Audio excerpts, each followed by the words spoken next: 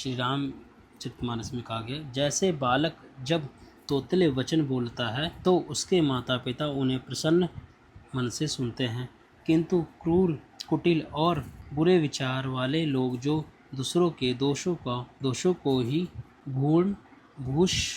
भूषण रूप से धारणा किए रहते हैं, अर्थात जिन्हें पराये दोष भी दोषी प्यारे लगते हैं, हंसेंगे।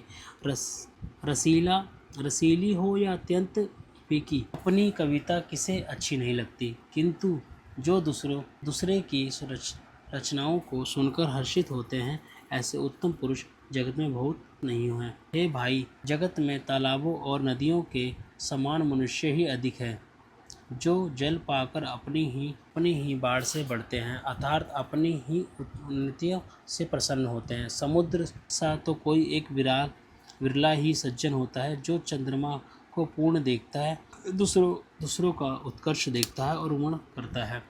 मेरा भाग्य छोटा है और इच्छा बहुत बड़ी, परंतु मुझे एक विश्वास है कि इसे सुनकर सज्जन सभी सुख पावेंगे और दुष्ट हंसी उड़ाएंगे, किंतु दुष्टों के हंसने से मेरा हित ही होगा। मधुर कंठ वाली कोयल को कोए तो कठोर ही कहा करते हैं, जैसे बगुले हंस को और मेढक पपीहे को हंसते हैं, वैसे ही मलिन मन वाले दुष्ट निर्मल वाणी को हंसते हैं।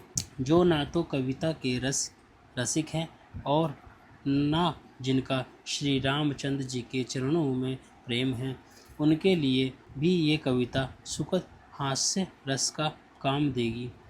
प्रथम तो ये भाषा की रचना है, दूसरे मेरी बुद्धि भोली है, इससे ये हंसने के योग्य ही है। हंसने में उन्हें कोई दोष नहीं है।